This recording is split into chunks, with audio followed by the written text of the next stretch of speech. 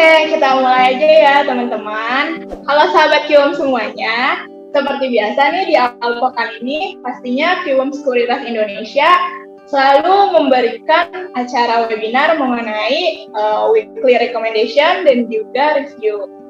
Nah, pada kesempatan kali ini tentunya saya nggak sendiri, ada pembicara yang nggak kalah hebatnya kok di setiap pekannya. Kita sapa dulu yuk. Halo Mbak Michelle. Halo. Apa kabar nih Mbak Michelle? Baik. Kira-kira hari ini harus semangat ya Mbak Michelle. IHSG gimana ya tadi Mbak Michelle? IHSG kan hari ini juga semangat, naik sampai 1,55%, udah lewat itu ya, untuk 6.300 apa ya tadi? 6.338. Oh iya, berarti kita semangat nih ya Mbak Michelle di acara kali ini. Oke, kita langsung aja nih dengar weekly insight-nya dari tim riset Kiwom Sekuritas Indonesia. Untuk Mbak Michelle, boleh nih langsung aja disajikan. Terima kasih Cindy. Oke. Ini ya, kita mulai aja langsung ya. Kita mulai dari judul kita pada hari ini, di mana penggerak IHSG dari internal sendiri itu dari data inflasi dan juga PMI manufacture. Dan untuk dari eksternal sendiri, bond yield US dan juga stimulus buat COVID. Sebelum review buat pekan ini, kita lihat dulu pada pekan lalu. Di sini kita ada sajikan data untuk pada pekan lalu, di mana pada pekan lalu IHSG menguat 0,16%. Ini penguatan ini mungkin karena adanya bank kecil yang naik terus signifikan, tetapi banyaknya sentimen negatif juga dari naiknya naiknya yield US Treasury yang menyebabkan banyaknya Asia Index juga turun pada pekan lalu, di mana kita lihat sendiri dari 9 indeks Asia, majority indeks Asia ditutup negatif, di mana Hang Seng Index ditutup paling dalam sebesar negatif minus 4,40%.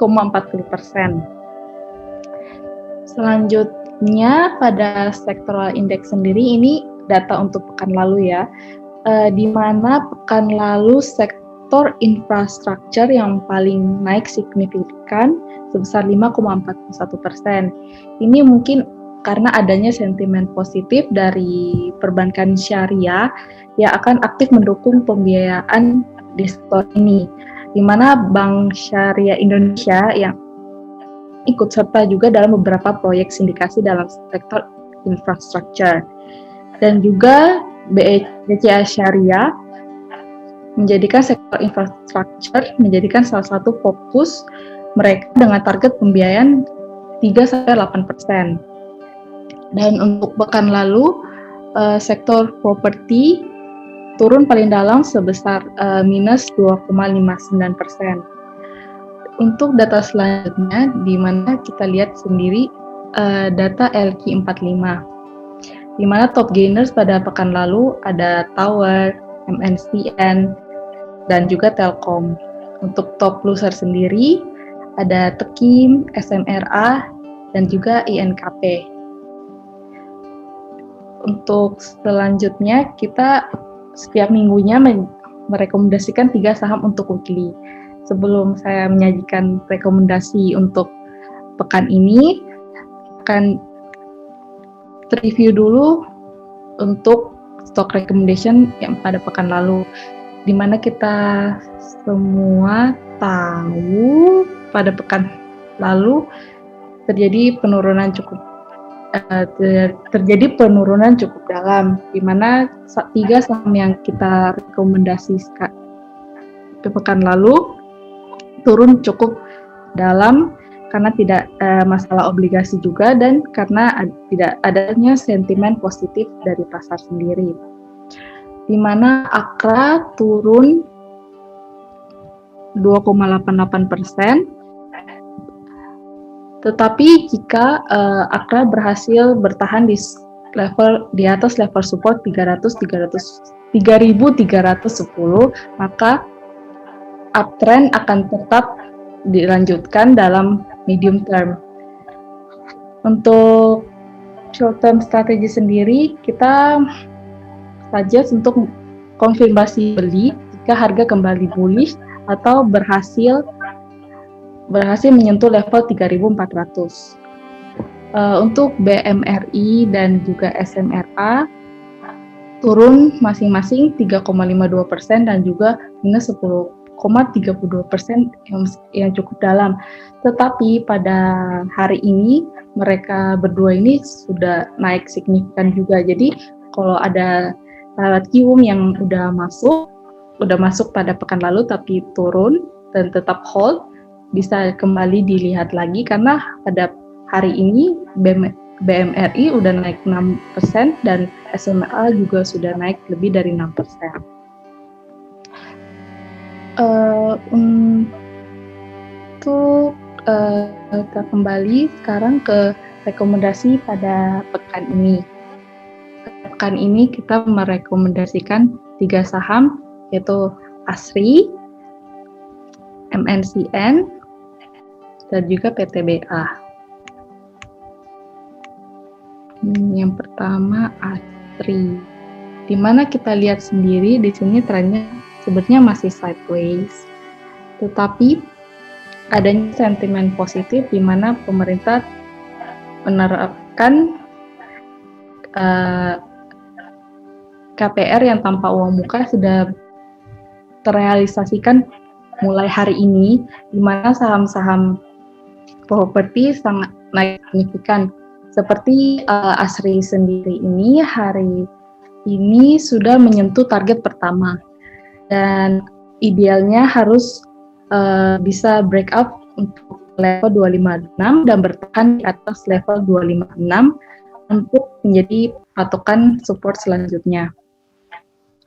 Harga berpeluang di sini kita lihat ke target 266 dan jika berhasil menembus level 226 akan target selanjutnya akan menjadi di level 282 sampai dengan 286. Dan untuk selanjutnya MNCN kita lihat di sini dia juga masih dalam tren, tetapi pada hari ini harganya langsung gap up dan menyentuh target pertama, tetapi tidak mampu bertahan di atas target pertama dan ditutup dengan candle bearish. Jadi untuk konfirmasi buy-nya mungkin menunggu dulu untuk candle kembali bullish, dan kita juga harus tetap memperhatikan level support yaitu di level 1070 sampai 1075 dan juga level cut loss. Dan untuk selanjutnya PTBA juga harganya masih berpeluang untuk menguat, tapi hari ini ditutup dengan candle bearish. Untuk konfirmasi sinyal penguatannya, dimohon untuk tunggu kembali candle untuk bullish atau yang terdekat di level 2766, tetapi harganya sekarang itu PTBA masih di range buy-nya kita di daerah sini 260 sampai 2710.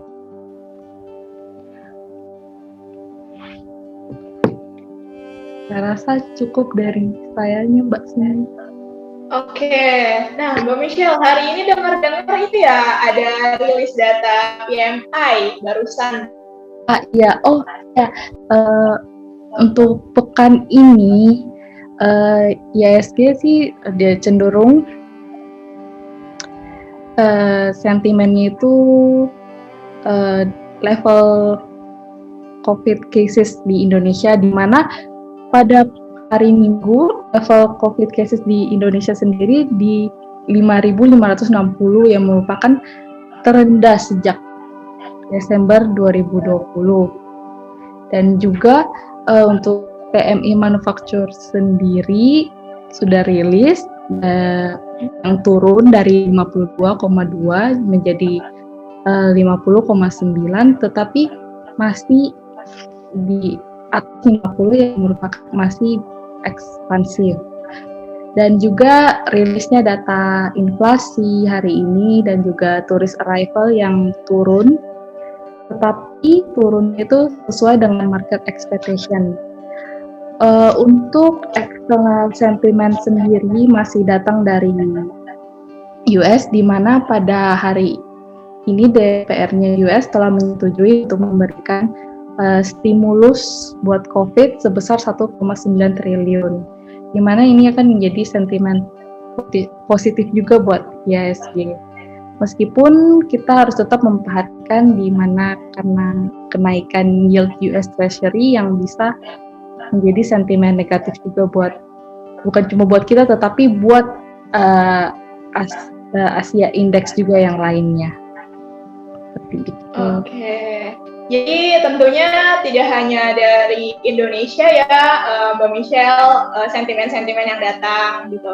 Yeah. Karena ada ini juga nih dengar-dengar Indonesia tuh optimis mengenai perekonomian ke depannya, karena negara-negara seperti Amerika Serikat, Jepang, Cina itu sudah menunjukkan pemulihan. Jadi tentunya kita harus optimis, Mbak Michelle. Seharusnya sih optimis, karena kita lihat sendiri juga kan dari COVID casesnya kita yang per hari itu sudah mulai sangat melandai turun.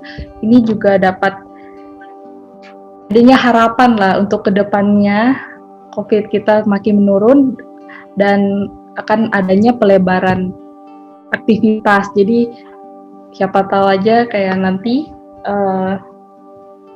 libur kita diperpanjang, dibalikin lagi cuti bersama kita. Iya, cuti bersamanya dipangkas gitu ya. Ya, untuk mengurangi, siapa tahu saja dengan level yang terus turun melandai akan dapat menjadi sentimen positif buat IHSG sendiri. Oke, wah Mbak Michelle ini sudah membawakan weekly recommendation nih. Tadi rekomendasinya itu ada ASRI, MNCN, dan juga PTBA ya, betul ya Mbak Michelle? Ya. Oke, Mbak Michelle terima kasih banyak nih sudah meluangkan waktunya berbincang-bincang bersama saya. Tentunya untuk sahabat Kiwum, kita nggak hanya sampai sini, kita juga punya tamu tambahan lagi nih untuk menemani sahabat Kiwum semua. Yang pastinya kita bakalan ngomongin tentang market sentimen selama seminggu kemarin nih ada apa aja. Kita mau ngobrol-ngobrol juga nih sama Mbak Ike Widiawati selaku Head of Research Kiwum Sekuritas Indonesia. Halo Mbak Ike, boleh nih on cam nih Mbak Ike. Halo Mbak Cindy, apa kabar nih? Halo, baik nih Mbak Ike. Mbak Ike sendiri bagaimana nih? Oh baik, sebaik IHSG hari ini. Wih, oke. Baiklah kita ngobrol-ngobrol Mbak mengenai sentimen-sentimen yang ada di market nih. Boleh. Apa itu Mbak? Okay. Ini tuh lumayan agak-agak hoax nih Mbak, si berita ini gitu di minggu-minggu kemarin mengenai wacana Bursa Efek Indonesia yang mengeluarkan kebijakan barunya untuk penghapusan kode broker. Wah, itu tuh bener-bener rame banget ya. Trader investor tuh rame sampai membuat petisi gitu, Mbak. Iya, betul. Mungkin kemarin Mbak juga saya sempat mengisi petisi itu juga, Mbak Cindy. Oke. Dari sebenarnya ini kan sebenarnya baru wacana ya, Mbak. Tapi lumayan ramai gitu kan. Sampai kalau nggak salah ribuan yang mengisi petisi itu Bang, karena mereka mikirnya, Pak ini tahun 2021 aja udah susah nih untuk retail gitu. Gimana kalau ada kebijakan baru yang seperti ini gitu kan.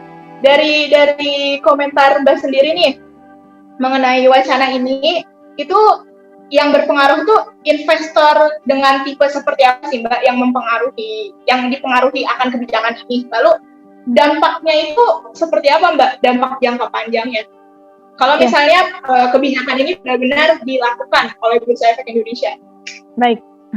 Baik Mbak Cindy. Tadi saya sempat juga membaca kemungkinan ya wacananya ini akan diterapkan pada bulan Juli tahun 2021. Memang yang paling terdampak itu Mbak Cindy adalah investor retail yang memang mereka melakukan fast trade atau trading harian seperti itu. Karena biasanya mereka akan membaca. Jadi untuk investor-investor trade yang harian mereka lebih cenderung untuk melihat psikologis atau bandarmologi seperti itu. Jadi mereka lebih cenderung kepada mengekor atau mengikuti tren. Jadi, wah sekuritas ini sekuritas besar yang memang rata-rata dia melakukan transaksi biasanya besar nih. Wah transaksi broker ini dia masuk ke saham apa. Nah biasanya investor-investor harian itu tanpa memperhatikan fundamental, tanpa melihat teknikal pun mereka sudah bisa melakukan trading dengan catatan mereka memang mengekor gitu Mbak Cindy, mengekor pergerakan dari broker-broker tersebut, broker yang memang mereka percayai. Nah, dengan harapan sebenarnya sih harapan dan kenapa bursa melakukan penghapusan di sini adalah memang untuk menghindari hal-hal tersebut. Jadi secara jangka pendek memang nantinya akan ada panik. Jadi untuk investor retail yang memang trading harian yang biasanya mereka lebih cenderung melakukan analisis berdasarkan mengikuti tren dari broker, wah rame nih gitu misal. Wah di sini broker-broker semua kayaknya rame ke sini nih gitu. Mereka kan biasanya sudah bisa menghafal broker-broker mana biasanya wah ini kan digoreng nih sahamnya. Biasanya begitu Mbak Cindy. Jadi secara psikologis dan bandarmologi memang ini diharapkan bursa nantinya jangka panjang ini pelaku pasar yang jangka pendek ini akan lebih rasional. Harapannya begitu Mbak Cindy. Jadi kode broker nanti dihapus dan nanti setelah 6 bulan perdagangan foreign domestik ada kan biasanya kita lihat tuh ini asing masuk, ini domestik masuk. Itu juga nanti rencananya akan dihilangkan Mbak Cindy. Jadi bukan hanya kode broker. Nah, ini mungkin nanti akan menjadi gejolak tersendiri untuk pelaku pasar retail karena memang yang paling berpengaruh memang di sini retail fast trade begitu yang memang mereka melakukan perdagangan cepat tektok nih gitu biasanya ada mungkin teman-teman di sini wah bagus nih saham dangdutan gitu jual di sini jual masuk lagi gitu. Nah biasanya mereka lebih cenderung untuk mengikuti tren. Wah sekuritas ini sudah keluar, oh kita harus cepat-cepat keluar. Wah asing masuk nih, oh kita juga harus masuk. Nah mereka tanpa melakukan analisa fundamental pun mereka sudah bisa trading. Nah pada saat yang dihapuskan yang tadi sini panik tapi untuk jangka pendek. Nextnya diharapkan pelaku pasar yang awalnya mereka melakukan analisis buy mengekor tren diharapkan jangka panjang mereka bisa lebih rasional. Positifnya sih begitu Mbak Cindy, lebih rasional. Cuman mungkin pastinya akan mempengaruhi dari sisi volume transaksi di bursa itu sendiri. Begitu Mbak Cindy. Oke, jadi mungkin di awal-awal investor agak kaget mungkin ya Mbak Iko. Kaget, iya pasti kaget, bingung. Jadi kalau biasanya kita kan melihat sekuritas, wah kita ikut sekuritas ini begitu. Wah asing masuk ke sini nih sekuritas ini, yuk kita masuk juga nih kita.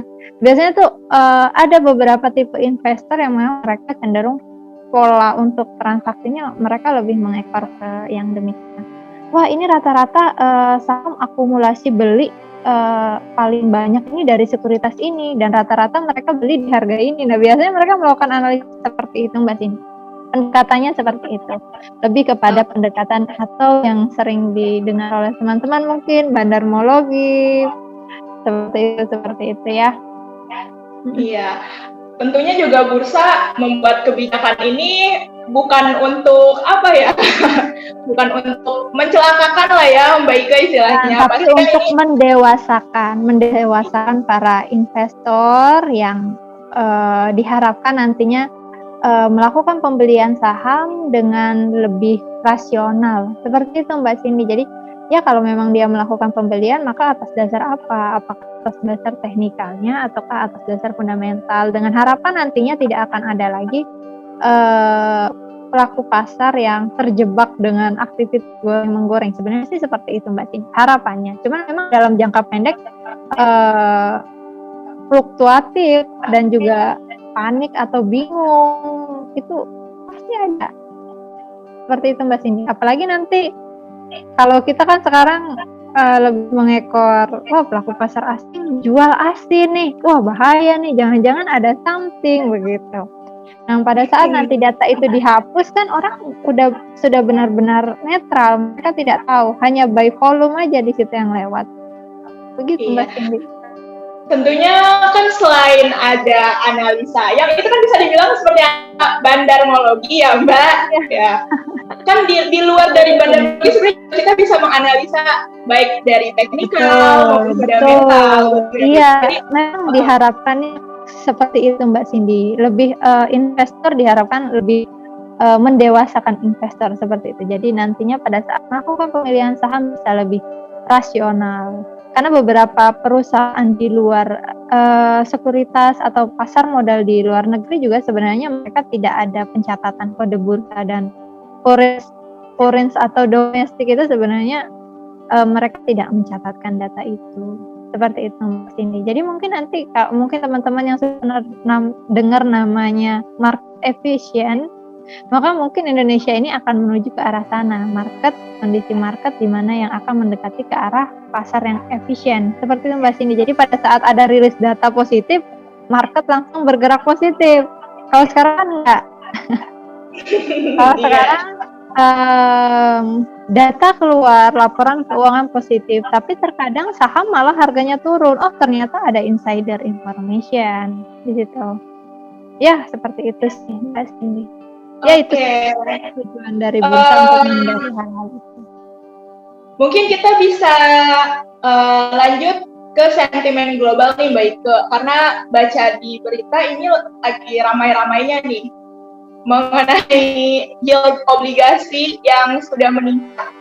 Tentunya kan sebagai investor saham, apalagi yang baru mulai ya Mbak Ike, emang apa sih korelasinya gitu terhadap pasar saham gitu? Karena itu lagi ramai-ramainya nih Mbak Ike di berita yield US Treasury 10 tahun meningkat gitu. Boleh dikasih komentar nggak nih dari Mbak Ike sendiri?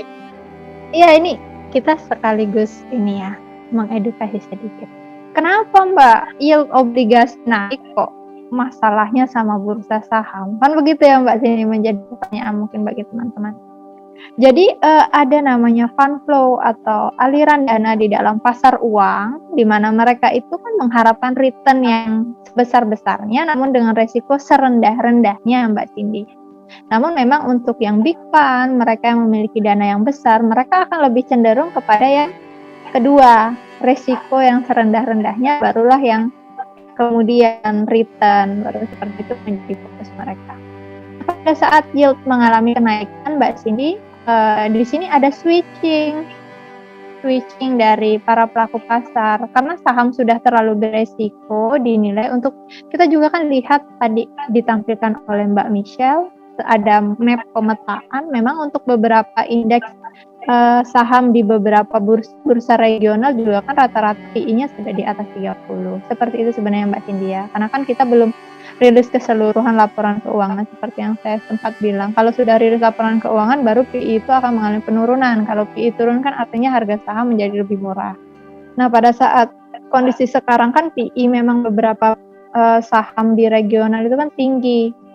Jadi artinya resiko di saham itu tinggi begitu teman-teman. Nah pada saat ada obligasi dengan resiko yang lebih rendah tapi returnnya mengalami kenaikan, orang akan berpindah ke obligasi. Jadi mereka menjual aset beresiko. Aset beresiko itu adalah saham Mbak Cindy. Sahamnya dijual, di-switch, dipindah ke obligasi. Karena obligasi tadi returnnya, yield-nya, keuntungannya mengalami peningkatan. Wah lebih untung nih kalau kita masukin di obligasi. Resikonya rendah dengan return yang lebih tinggi dibanding sebelumnya, seperti itu Mbak. Jadi itulah kenapa pada saat return atau yield dari obligasi itu sendiri mengalami kenaikan, biasanya akan direspon dengan penurunan indeks saham di negara tersebut. Nah, karena memang US ini kita tahu sebagai negara adidaya yang memang dananya dari US ini dalam hitungan dolar masuk ke beberapa negara lain. Jadi pelaku pasar mungkin dari memang negara-negara dari foreign itu sendiri mereka menjual asetnya di negara berkembang dana itu kembali lagi ke negara asalnya karena yieldnya kan lebih gede. Ya udah kita masukin lagi yuk. Misal contoh seperti ini.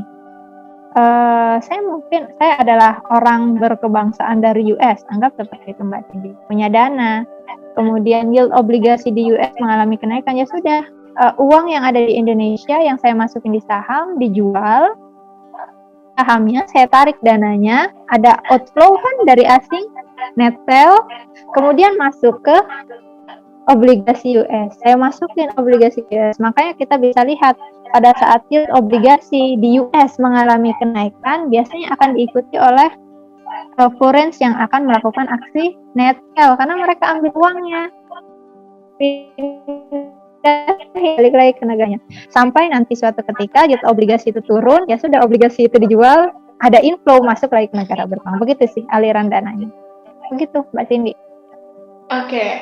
Sama satu lagi nih Mbak, kita mau ngebahas. Tadi Mbak Michelle juga sempat mengatakan kalau dari sektor finansial nih lumayan meningkat ya Mbak pertumbuhannya gitu. Karena bank-bank mini ini didorong oleh bank-bank mini gitu.